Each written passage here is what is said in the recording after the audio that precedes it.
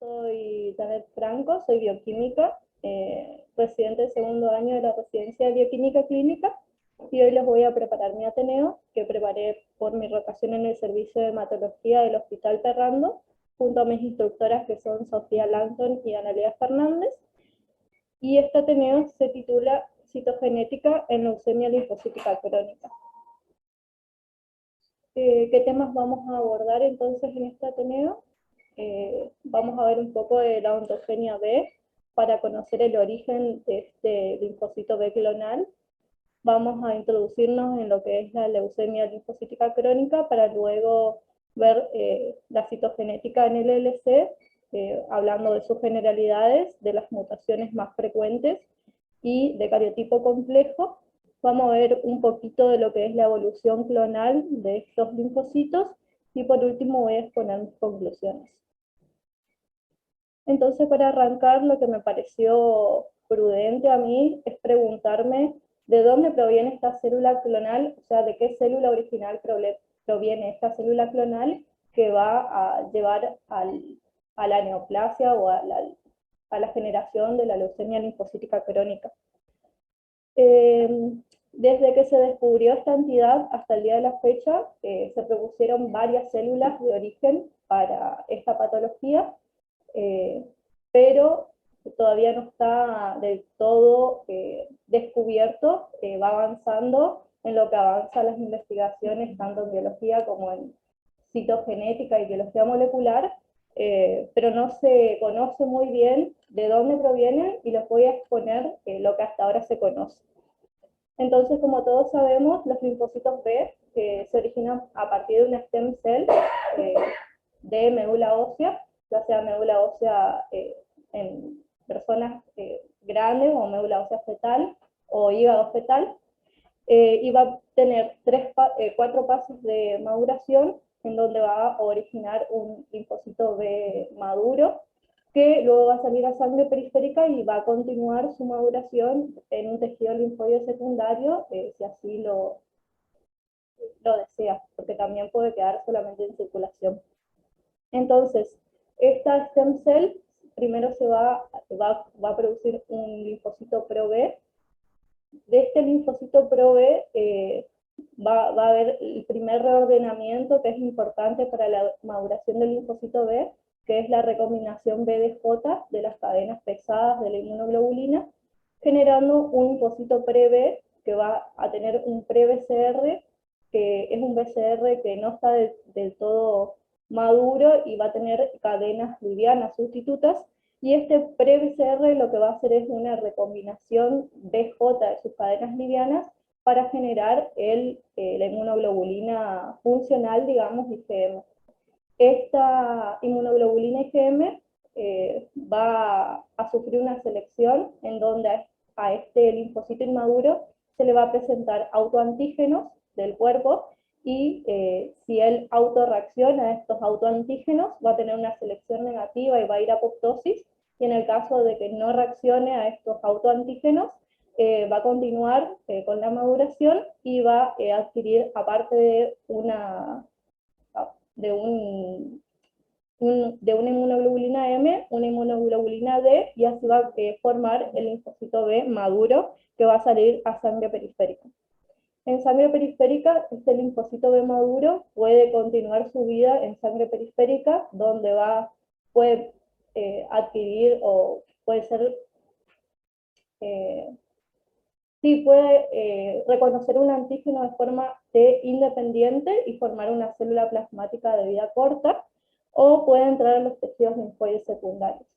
En el caso que este linfocito B maduro ingrese a ganglios, por ejemplo, puede ingresar al centro germinal, que es la zona oscura, y sufrir su segunda transformación en la inmunoglobulina, que es la hipermutación somática, en donde lo que va a pasar es que se va a recombinar solamente las cadenas livianas de la porción variable y la porción fija, digamos. Con esta hipermutación somática lo que va a adquirir el linfocito B es la especificidad o la señal que necesita para reconocer a un antígeno determinado. En el caso de que este linfocito B tenga una afinidad muy baja por el antígeno que se le presenta, va a apoptosis, y en el caso de que tenga la afinidad necesaria para el antígeno que se le presenta, puede generar un linfocito B de memoria, una célula plasmática, o puede tener una última diferenciación en donde puede cambiar sus cadenas pesadas y modificar la IgM a IgG o la IgM a IgE o a IgA respectivamente, digamos, dependiendo de qué función va a ir a cumplir. Entonces esto es un resumen más o menos de lo que es la oncogenia B, muy sintetizado. Lo que se sabe es que el linfocito clonal de la leucemia linfocítica crónica es muy similar a lo que es el linfocito B de memoria, porque se lo estudió en todas sus composiciones y dicen del linfocito clonal de la LLC se parece a un linfocito que ya pasó por el centro germinal. Entonces, acá se genera un inconveniente o un gran interrogante, y es que los linfocitos clonales de la LLC pueden tener mutada la inmunoglobulina variable de la cadena pesada, o pueden no tenerla mutada. En el caso de que tenga mutada, significa que pasó por esta hipermutación somática, y en el caso de que no tenga mutada, es que no generó esa hipermutación somática. Entonces, la pregunta es, ¿cómo se parece a una célula B de memoria si no se generó la hipermutación somática? Y es todo lo que todavía se pregunta y no se conoce, digamos, porque también dicen que estos linfocitos B clonales, que no han mutado su cadena variable de la inmunoglobulina pesada, provienen solamente de los linfocitos B que salen a sangre periférica y que no estuvieron en centro germinal, o sea, son linfocitos pregerminales.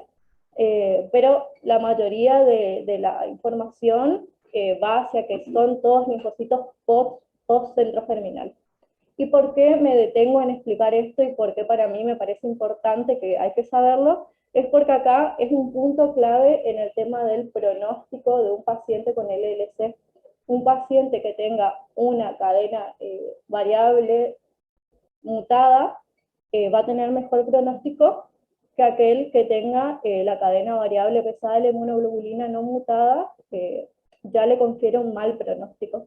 Si bien de esto se habla mucho en los artículos y es más, es un factor pronóstico, muchos de los laboratorios o muchos de los centros donde se atienden a estos pacientes no tienen la tecnología suficiente para estudiar si son mutados o no mutados. Entonces se buscan maneras indirectas de determinar si el linfocito clonal tiene o no la mutación, que es a partir de SAP70, por ejemplo, por inmunofenotipo.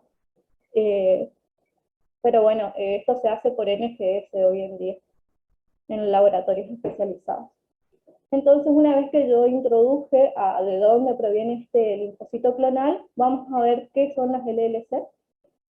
Y como verán, la WHO en 2016 la define como una neoplasia de linfocitos B maduros, que bien expliqué que una vez que salen de médula ya son linfocitos B maduros, y son estos linfocitos los que después adquieren mutaciones, digamos.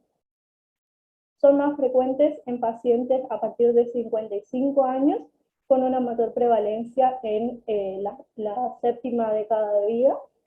Tiene una proporción de 2:1 con respecto a hombres a mujeres, o sea, es más prevalente en hombres. Es una enfermedad que tiene una clínica muy variable, o sea, los pacientes pueden tener una variedad de síntomas. Los más frecuentes son adenopatías, que se presentan en un 50, un 90%. Las adenopatías pueden ser cervicales, axilares o subclaviculares. En un 25 o un 50% van a presentar esplenomegalia, en un 10 a un 20% hepatomegalia. También es muy frecuente que estos pacientes tengan hipogamma-globulinemias y por lo tanto sean susceptibles a realizar infecciones.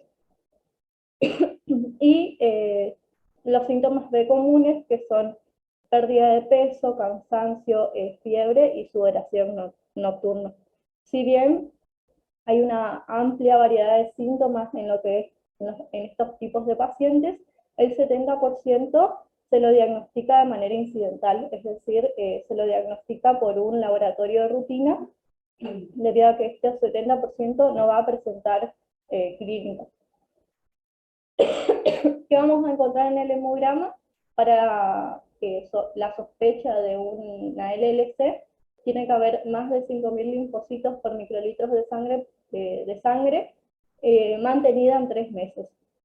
Y lo que vamos a ver en el vidrio van a ser linfocitos que van a ser maduros.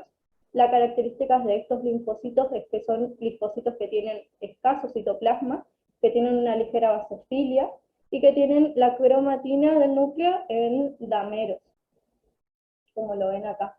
También es muy común que presenten sombras de Grunberg por la inestabilidad de los linfocitos. Son muy inestables, entonces se rompen al realizar el prótesis. Con respecto a la confirmación del diagnóstico, se la hace por inmunofenotipo, en donde hay marcadores que van a ser los que se requieren para hacer el diagnóstico, donde vamos a tener CD5 positivo en más de un 20% de estos linfocitos, CD19 positivo en más de un 95%, CD5 es un marcador aberrante, CD19 es un marcador de linfocitos B, de la serie B, digamos, CD20 débil, CD20 es un marcador de linfocito B maduro, CD23 positivo en más de un 20%, CD200, que la característica principal es que el CD200 en esta patología va a estar sobreexpresada, y vamos a tener inmunoglobulinas de superficie, ya sea capa o blanda, una de las dos porque es monoclonal, débiles. Y hay otros marcadores que se recomiendan, como el CD43, que va a estar positivo en más de un 20%, CD79B, que también es un marcador B, va a ser débil, al igual que el CD22, CD81 débil, y bueno, yo les traje algunos dot plot que me los probé, no les voy a mentir, en donde, bueno, acá la nube roja sería la sombra de la cantidad de linfocitos anómalos o clonales, en donde van a expresar CD5, o sea, son 5 positivos, 20 positivos, son 19 positivos, 20 positivos, que va de negativo a positivo. Vamos a tener CD43, que son positivos, con CD20 nuevamente positivos, CD200 que van a sobreexpresar acá, con CD23 también positivo, y CD20 con respecto a CD200 que se ubica en esta zona. Es como que la nube celeste es los linfocitos B normales, y esta nube significaría estos linfocitos B clonales que, como ven, expresan débilmente el 20, menos que los linfocitos B de referencia, pero sobreexpresan el 200. Bueno, entonces, sabiendo la clínica, conociendo los laboratorios, podemos estadificar el riesgo de estos pacientes. Para esto es muy útil, y hoy en día está muy en uso, la estadificación de Ray y de Wiener. La estadificación de Ray lo que utiliza es la presencia de linfocitosis, y a la que se le agrega dónde se ubica la linfocitosis, si es en sangre o médula, para estadificar en un riesgo bajo, con una categoría de 0, si la linfocitosis es con adenomegalia, o la linfocitosis es con esplenomegalia y o hepatomegalia y o adenomegalia, estaríamos en un riesgo intermedio y estarían en un estadio entre el 1 y el 2, y con un riesgo alto estarían los pacientes que hacen una anemia o hacen una trombocitopenia, que es más que nada por la infiltración de estas células clonales en médula ósea, que estarían dentro de un riesgo 3 a 4. Y el estadio de Wiener, que los divide en A, B y C, que también ocupa la hemoglobina, si es mayor a 10, las plaquetas si son mayores a 100.000 o el estadio de más riesgo si son menos a 10.000 o menos a 100.000, y las áreas ganglionares que están afectadas. Si bien estos estadios de riesgo, estas estadificaciones, son muy frecuentemente usadas en el laboratorio, tienen algunas fallas. ¿Por qué? Porque le faltan precisión para discriminar entre los diferentes subgrupos, tiene un limitado valor para predecir la evolución individual de cada paciente, y porque quedan incluidos un gran número de pacientes que tienen evoluciones muy heterogéneas entre sí en estadios precoces o de bajo riesgo. Entonces, lo que se vio es que estas estadificaciones no me hablan de la cantidad de la carga tumoral que tiene el paciente, no me habla del pronóstico ni de la respuesta al tratamiento que pueden llegar a tener estos pacientes, y que hay pacientes que tienen ya al principio un mal pronóstico y que sobreviven meses, y que estos tipos de estadificaciones no son muy precisas para evaluarlos. Entonces, a partir de esto, Donner, en un artículo que publicó en el 2000, habla de las aberraciones genéticas y cómo estas aberraciones genéticas pueden dar un pronóstico de la supervivencia de los pacientes que tienen leucemia linfocítica crónica. Entonces, para definirlo más, que la citogenética va a ser la rama de la genética que va a estudiar a los cromosomas y las enfermedades relacionadas causadas por anomalías numéricas y o estructurales, de los mismos realizados con técnicas tanto de bandeo cromosómicos o otras técnicas moleculares. ¿Y qué implicancia tiene estas aberraciones genéticas en la LLC? ¿Cuál es su rol? Nos permite, por un lado, pronosticar. ¿Y qué significa pronosticar? Me van a predecir la historia natural de ese paciente a la enfermedad sin terapia o con terapia que no es efectiva, y van a tener un factor predictivo, es decir, los factores predictivos lo que me van a predecir es la respuesta a la terapia determinada. Entonces, se vio que estudiar la citogenética en estos pacientes es muy útil, porque vamos a tener demasiada información con respecto a cómo va a ser su evolución a partir del diagnóstico. Entonces, lo que más se usa hoy en nuestro medio es la citogenética convencional. Si bien al principio hubo problemas en realizar citogenética convencional a estos pacientes con leucemia linfocítica crónica, porque los linfocitos maduros tenían bajo nivel mitogénico, entonces no podían, tenían un problema en cuanto a hacer un cultivo y obtener metafases buenas. Después se fue investigando, y hoy hay diferentes componentes como oligonucleótidos con interleucina 2 que dicen que aumenta la capacidad mitogénica de estos linfocitos, y hoy se sugiere utilizarlos para realizar la citogenética convencional. El FISH es el gold estándar, digamos, en cuanto a citogenética convencional en citogenética en este ámbito, porque el FISH lo podemos realizar en células que están en interfaces, no necesitamos células en metafases.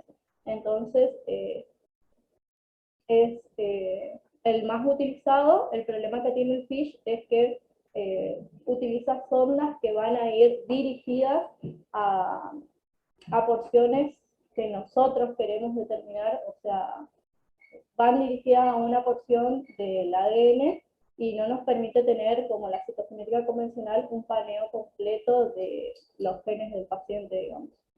Y bueno, y después tenemos el SCAI, que esto ya no está a nuestro alcance, que parecido al FISH, a cada cromosoma se lo pinta un color y se ve todas las alteraciones genéticas que puede llegar a tener. Entonces, con respecto a la citogenética convencional, la muestra de elección para este tipo de de técnica es heparina, sangre anticoagulada con heparina de sodio, o de litio también puede ser, ¿no es cierto? Y en este caso se utiliza sangre periférica porque puede ser que los linfocitos clonales todavía no invadan médula ósea. Entonces vamos a utilizar heparina de litio, no esta porque le esta queda el calcio y queda otros minerales que son importantes a la hora del cultivo. Vamos a llevar esta sangre a un medio de cultivo y en el caso de la LLC vamos a agregar un mitógeno que es específico para linfocitos B. Lo más común es dejarlo 72 horas, aunque el POKEWIT, que es uno de los que se usa, decía Irma que podían dejarlo hasta 96 horas, pero se usa 72 horas de cultivo. Luego se agrega el colsemip, que es la colchicina que va a detener a todas las células en metafase, porque va a destruir el uso mitótico. Luego se agrega un choque hipotónico con cloruro de potasio, que lo que va a hacer es a destruir las membranas, digamos, y aumenta la exposición, digamos, o el... ¿Cómo? Sí, exacto. Y después se hace una fijación con Carnoy, con metanol y ácido acético 3 en 1. Se hace la extensión, generalmente la extensión se la hace a una distancia determinada, se tira la gota a un portaobjetos, y después se realiza una tinción de Fiem-Sauli para realizar el bandeo G, y se estudian 20 metafases al microscopio. Bien, con respecto al FISH, para interfaces, se prepara la muestra, que también se utiliza sangre con heparina, a lo que se le añade una solución hipotónica, esto se homogeniza bien, y luego se incuba a 37 grados durante 20 a 30 minutos, se frena el shock hipotónico con un fijador, y se resuspende en 9 mililitros de fijador, y se incuba overnight, y después bueno, se realiza la impronta, se la deja secar y se agrega la sonda, se la tapa con un cubre objeto y se sella bien, digamos, y se realiza una desnaturalización a 75 grados 5 minutos y luego se realiza una hibridación 37 a 37 grados durante 72 horas aproximadamente. Luego eso se saca, se hace una serie de lavados y se le agrega el fluorocromo o DAPI, y luego ya tenemos nuestra impronta para observarla al microscopio. Entonces, ¿qué vamos a ver en un FISH? Podemos obtener FISH de interfase, que es esta parte del ciclo celular, en donde vamos a ver de esta forma, o podemos hacer un FISH con células en metafase, que es realizando cultivo, y vamos a ver improntas con esta forma, donde tenemos todos los cromosomas en metafase. Entonces, una vez que introdujimos a lo que es la citogenética, vamos a ver las anomalías más recurrentes que se presentan en la leucemia linfocítica crónica.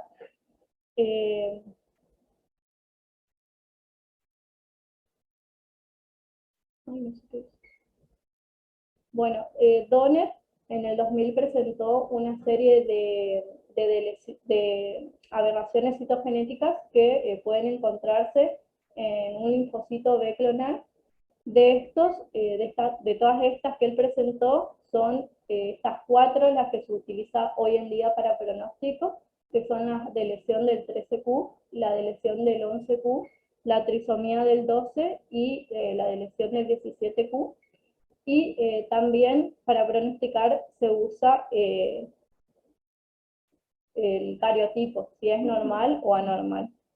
Entonces, luego se presentó al final estas aberraciones citogenéticas como las más comunes, en donde se vio que la de lesión del 17P se encontraba en un 12 aproximadamente por ciento de pacientes, la de lesión 11Q se presentaba aproximadamente en un 12% de pacientes, 12 en un 13%, un cariotipo normal en un 24%, y la que era más frecuente era la de lesión del 13Q, que se presentaba en un 39% de los pacientes.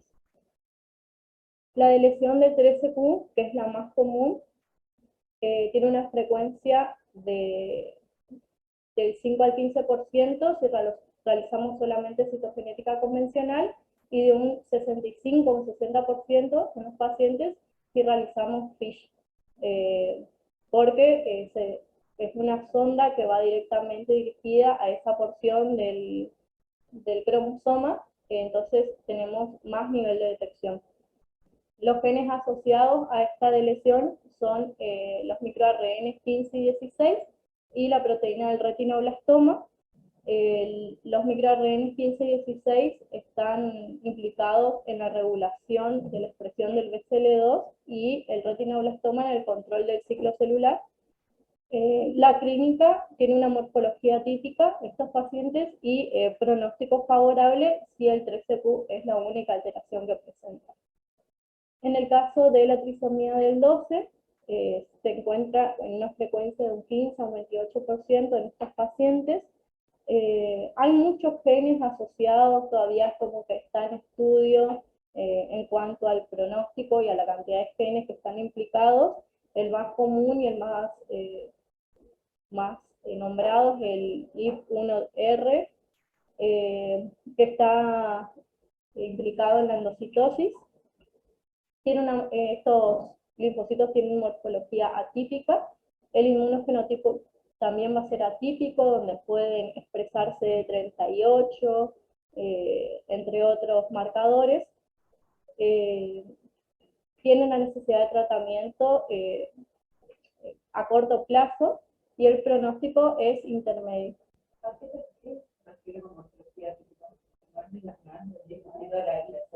Exactamente.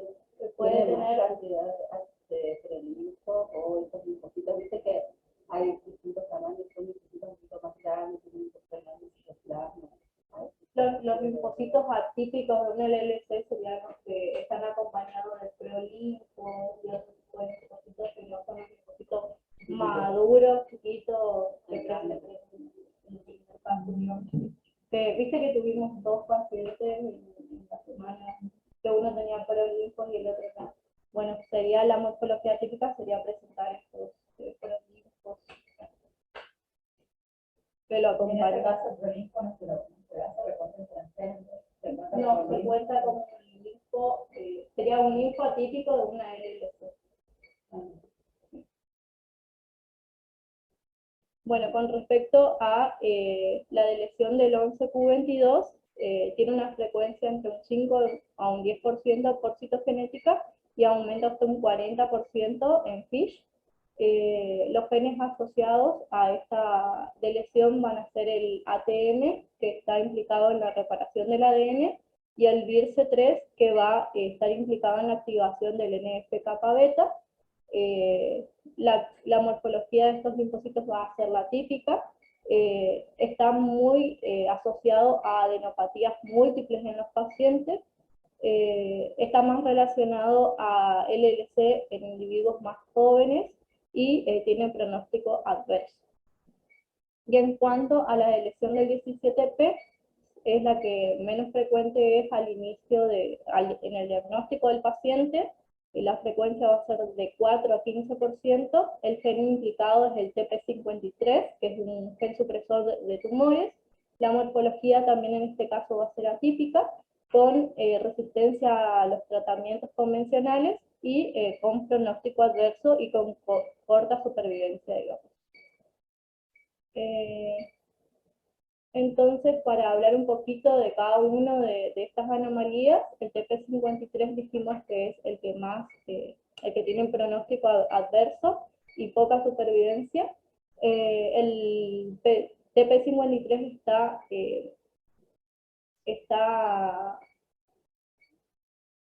implicado en la corrección del daño del ADN. Cuando el TP53 está activo, genera diferentes señales que van a llevar a la reparación de la célula o directamente a su apoptosis, pero en estos linfocitos vamos a tener una deleción en esta porción del cromosoma, lo que va a llevar a una ausencia de este TP53 o a una mutación de este TP53 que va a llevar a la no reparación del ciclo no reparación del ADN y a la no detección del ciclo celular con células mutantes, y estas células van a estar más expuestas a generar más mutaciones.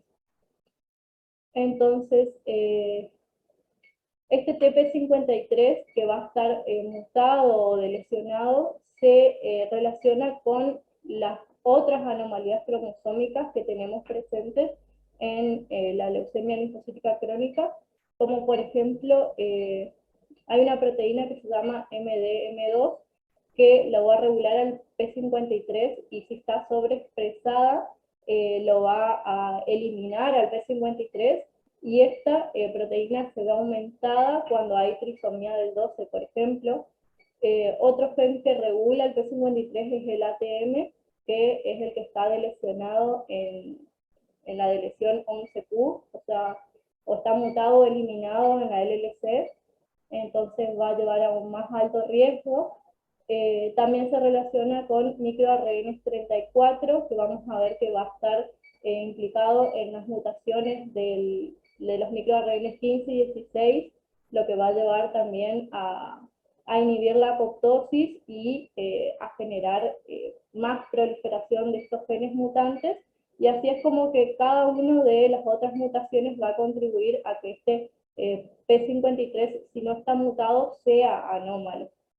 Entonces el P53 tiene mucha implicancia en lo que es la LLC. En el 60% de estos pacientes, el P53 se encuentra mutado en un cromosoma y delecionado en el otro. Pero podemos tener todas estas combinaciones, digamos, que tener un P53 normal y uno delecionado, uno mutado y uno normal, o los dos mutados, y así sucesivamente los dos normales. En el 60% de los pacientes se encuentra este tipo de combinación. La frecuencia de la mutación del P53 es aproximadamente un 5 a un 15% al momento del diagnóstico y antes de los tratamientos, y aproximadamente aumenta un 40% en caso de tratamientos que no funcionan, como con fludarabina, siendo causa de inestabilidad genómica de estas células leucémicas.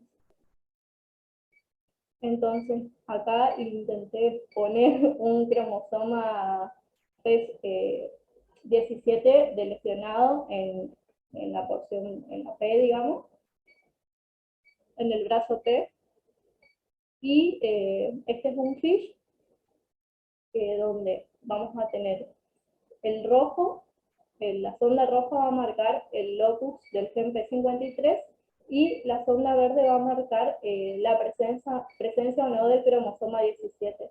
Entonces, en este caso, por ejemplo, acá en esta interfase vamos a tener dos cromosomas 17 con uno solo que tiene el gen P53 y el otro está delecionado.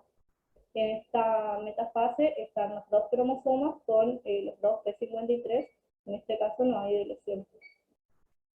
Las sondas que ocupamos acá en el laboratorio son estas, en donde combina una sonda para la deleción P53 y otra sonda para la deleción 11q, que es la que tiene la que detecta la porción de la proteína ATM, y lo que vamos a encontrar es, si no tiene ninguna de ambas deleciones, vamos a encontrar dos verdes, que significa que los dos TP53 están presentes y los dos ATM están presentes, dos naranjas. En el caso de que haya una deleción en P53 en un cromosoma, vamos a encontrar dos verdes y un naranja. En el caso de que haya una deleción del ATM, vamos a encontrar dos naranjas y un verde. En el caso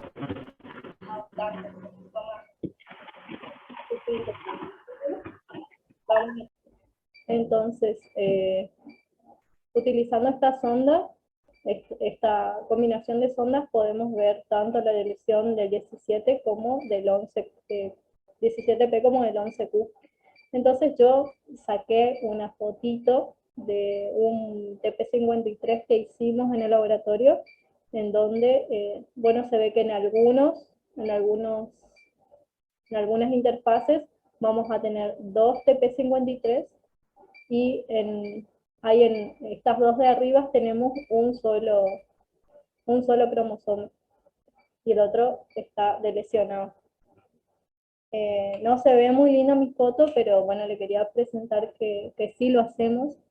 Eh, y con respecto al ATM que también acompaña el P53, yo la foto la saqué con el filtro de rojo, por lo tanto el ATM no se ve en esta foto, digamos, solamente el P53.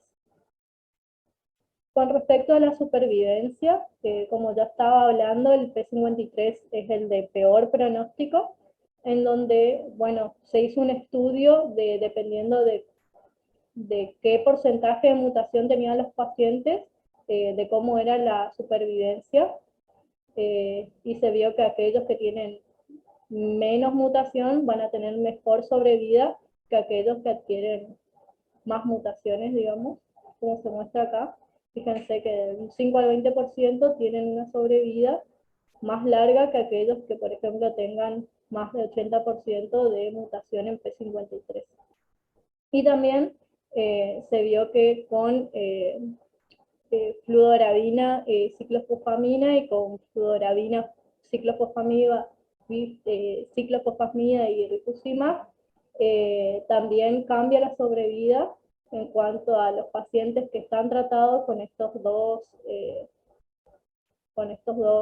agentes, digamos, que aquellos que no están tratados. No, perdón, cambia si tiene la mutación o si no tiene la mutación. En aquellos pacientes que tienen la mutación P53, tienen una menor sobrevida. Lo mismo acá. Con respecto a la deleción 11q22, van a estar dos genes principales implicados. El VIRC3, que corresponde al 11q22, y el ATM, que corresponde al 11q223, digamos. El ATM es el gen responsable del síndrome de la ataxia telangiectasia. Con respecto al VIR-C, esta proteína está implicada en el ciclo que regula y activa al NF-kappa-beta. Entonces, la represión de este VIR-C3 contribuye a la progresión de la neoplasia y está asociada a mal pronóstico debido a que el NF-kappa-beta está implicado en todo lo que sea, más que nada, apoptosis, si mal no me equivoco, y bueno, si este gen está lesionado, contribuye a que continúe la mutación y la proliferación. Con respecto al gen ATM, es un gen que se encuentra presente en el checkpoint del ciclo celular, en donde el ATM va a regular al P53, y en el caso de que este ATM no se encuentre presente, no va a poder regular al P53 y vamos a tener también menor control de las mutaciones que pueden estar presentes, y por lo tanto mayor proliferación clonal. En cuanto al VIR-C, se estudió acá en Argentina y se vio que hay un 31, de todos los pacientes estudiados, el 31,8% de los pacientes con LLC tenían ambas mutaciones de VIR-C y de ATM, que un 36,4% tenían más mutaciones en VIR-C que en ATM, en un 13,6% tenían mutaciones más en ATM que en VIR-C, y solo ATM o solo VIR-C3 estaban repartidos en un 9,1% cada uno. Y se vio que pacientes con VIR-C3 mutados tienen una menor sobrevida a lo largo del tiempo. También existen sondas para marcar BIRC3 por FISH. Y bueno, así se vería, digamos, un paciente normal. En esta sonda lo asocian el BIRC3 con el MALT, pero el MALT no es un marcador de LLC, el BIRC3 sí. Y bueno, era para mostrarles solamente que también podemos determinarlo mediante FISH. En cuanto a la sobrevida, los pacientes con una lesión del 11Q tienen, son, junto al P53, las lesiones de peor pronóstico, como acá se presentan en los gráficos. En negro está la lesión del 11Q, que presenta menor supervivencia que los otros tipos de lesiones. Con respecto a la trisomía del 12, vamos a ver que tienen, no está relacionada a una anomalía en específico. La trisomía del 12 puede facilitar la aparición de mutaciones en Notch1 y en FBXW7, que estos están implicados en la proliferación celular y la evasión de la apoptosis.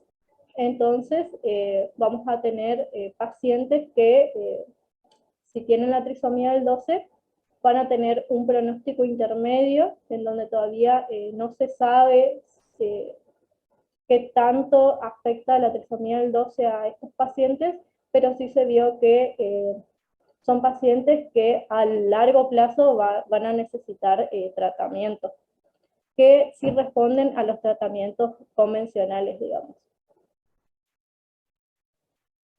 Con respecto a la última, que es la de buen pronóstico, que es la de lesión 13Q14, 1-4 en realidad, perdón, vamos a tener dos proteínas implicadas. Una es la proteína del retinoblastoma, que también está implicado en el checkpoint del ciclo celular, en donde esta proteína del retinoblastoma se va a unir al E2F, y en el caso de que se haya realizado el control de todos los factores para pasar a la fase S, este retinoblastoma se va a fosforilar y va a activar a esta proteína E2F, que va a continuar con la transcripción. En el caso de que haya alguna mutación o algo para reparar, este retinoblastoma no se fosforila y por lo tanto esta proteína no se libera para que continúe a fase S. En el caso de la ausencia de la proteína del retinoblastoma, lo que va a haber es un descontrol de este ciclo, digamos, en donde no hay quien lo frene. Y con respecto a los microRNAs 15 y 16, bueno, están implicados en la regulación a la baja del BCL2, que es un marcador que está presente en los linfocitos B de la LLC. Entonces, básicamente lo que va a hacer los microRNAs 15 y 16 van a regular negativamente al BCL2 para que no continúe la mitosis, van a regular al P53, y bueno, una vez que estos microRNAs no se encuentran por esta lesión, entonces el BCL2 va a continuar y las células van a seguir proliferando y no va a haber una apoptosis. Como verán, en todos los genes involucrados vamos a tener que no hay, todas las proteínas que están implicadas en la apoptosis van a estar desreguladas, mutadas o no van a estar, y por lo tanto todo va a llevar a seguir multiplicándose y seguir proliferando el clon, digamos. Bueno, con respecto a esta lesión, acá lo que le presento es un FISH en donde vamos a tener un marcador de que están los cromosomas presentes, que están en verde, y el marcador de la proteína del retinoblastoma en naranja. Entonces, por ejemplo, en la primera foto, que es la B, vamos a tener 2 cromosomas 13, pero vamos a tener uno que va a estar con la deleción del 13Q, porque hay ausencia del del brillo naranja, digamos, y uno que tiene el 13Q. En la segunda foto vamos a tener dos cromosomas en donde los dos van a estar delecionados, y en la última foto no es metafase, sino son interfases, en donde muestra que en la primera interfase vamos a tener los dos cromosomas 13 que no están delecionados, y la segunda interfase corresponde a dos cromosomas 13 que ambos están delecionados. En este tipo de deleción, si es monoalélica, es de mejor pronóstico a si es bialélica. Y también tiene mucha implicancia la presencia de una cantidad X de clones que tengan esta deleción, porque si tenemos menos del 70% de clones con esta deleción, o de linfocitos con esta deleción, vamos a estar hablando de buen pronóstico. Pero ahora sí, más del 70% de los linfocitos tienen esta deleción, ya se convierte en una mutación, o en una deleción, mejor dicho, de peor pronóstico. Y bueno, y esto era para mostrarles que me mandó la bioquímica, María Esther, del Laboratorio Central de Redes y Programas de Corrientes, en donde ellos hacen en su laboratorio citogenética convencional para presentarles cómo se vería un cariotipo normal y un cariotipo de un paciente que tiene una leucemia linfática crónica o linfocítica crónica, en donde vamos a ver, por ejemplo, en este paciente, un 11 que está mutado, un 17 que está delesionado, también los cromosomas 13 estaban delesionados, eh, creo que es, y el 6, que el 6Q también es otra mutación frecuente, pero no está asociada a pronóstico. Y bueno, y con respecto a los cariotipos complejos, es nada más para contarles que estos linfocitos B pueden adquirir un montón de mutaciones. Es muy también frecuente, por ejemplo, la deleción del 5Q, o la traslocación del 14 con el 8, la trisomía del 19, la trisomía del 18, cuando más anomalías presentan los cromosomas de estos pacientes, vamos a estar hablando de cariotipos complejos. Los cariotipos complejos se definen con más de 3 mutaciones, ya se consideran complejos, y los de peores pronósticos van a ser los que tengan más de 5 aberraciones citogenéticas. Entonces solamente era para presentarles acá unas tablas de supervivencia, donde se ve que a menos cantidad de aberraciones citogenéticas es mejor el tiempo de supervivencia de estos pacientes, y cuando hay más de 5 aberraciones, fíjense cómo la sobrevida disminuye un montón. Pero es importante estudiarlas a estas aberraciones o a estos cariotipos complejos junto a las mutaciones que ya conocemos y que son de más mal pronóstico. Por ejemplo, la mutación de TP53, fíjense cómo cambia la sobrevida de un paciente que tenga una mutación de P53 con de 0 a 2 aberraciones citogenéticas, que va a ser esta curva azul. Los que tienen más de 3 aberraciones citogenéticas, esta curva roja; los que tienen 4 aberraciones citogenéticas, esta curva verde; y ya los que tienen más de 5 aberraciones, disminuye un montón la sobrevida de los pacientes en este tipo por presencia de cariotipos complejos. Y lo mismo acá, solamente le puse que los de bajas alteraciones son hasta 3 alteraciones, de intermedia es 4 alteraciones, y alto cariotipo complejo serían los que tienen más de 5 alteraciones, que se ve una sobrevida muy disminuida en comparación con los anteriores. y cómo ellos van comparando el cariotipo complejo, como por ejemplo con presencia de una persona que no tiene mutaciones, con una persona que tiene una deleción del 13q, con cariotipo complejo y sin cariotipo complejo, cómo disminuye totalmente la sobrevida de estos pacientes. Y bueno, y esta tabla me pareció interesante porque siempre hablamos de las deleciones o las mutaciones solas o no acompañadas por otras. Y en este gráfico lo resume a todas las deleciones o a todas las mutaciones que vamos a poder encontrar y la presencia de un cariotipo complejo o no, y va estadificando o va pronosticando con colores, en donde los que están en verdes, por ejemplo, una deleción del 13q con un cariotipo normal tiene mejor pronóstico que aquellas que tengan un cariotipo complejo y una mutación o una deleción en TP53 que tiene mal pronóstico, digamos. Entonces, esto es importante o me pareció muy gráfico presentarles porque va asociando las diferentes mutaciones que pueden ocurrir y va pronosticando a partir de ellas y no lo toma a cada aberración citogenética por sí sola. Y con respecto a la evolución clonal, en estos pacientes van a ir adquiriendo nuevas aberraciones citogenéticas a lo largo de toda la enfermedad.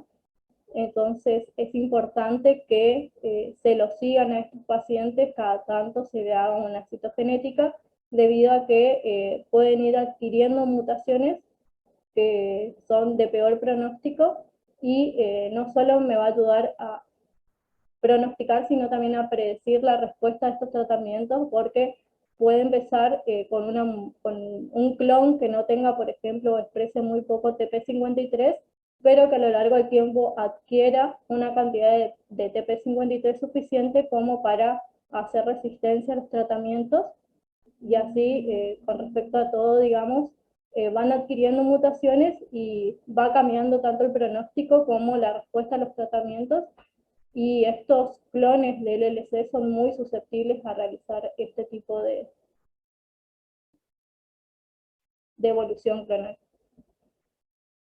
Y para terminar, bueno, la investigación de las aberraciones genéticas es fundamental para predecir el pronóstico y predecir la respuesta al tratamiento en estos pacientes diagnosticados recientemente, así como también resulta necesario hacer un seguimiento de las mismas para ver si ha sufrido nuevas mutaciones en el transcurso de la enfermedad y ver cómo afecta al tratamiento y a la respuesta de estos pacientes, y que las aberraciones citogenéticas se deberían evaluar tanto por citogenética convencional, en donde nos permite conocer el cariotipo del paciente, como por FISH, porque vamos a buscar alteraciones puntuales que son más conocidas y que nos van a aportar datos para el seguimiento. Esta es la bibliografía, y bueno, muchas gracias, y un agradecimiento especial a la bioquímica María Esther Sosa, que me recibió en el laboratorio de citogenética del Laboratorio Central de Redes y Programas de Corrientes, y bueno, me ayudó mucho en cuanto a entender lo que era la citogenética convencional.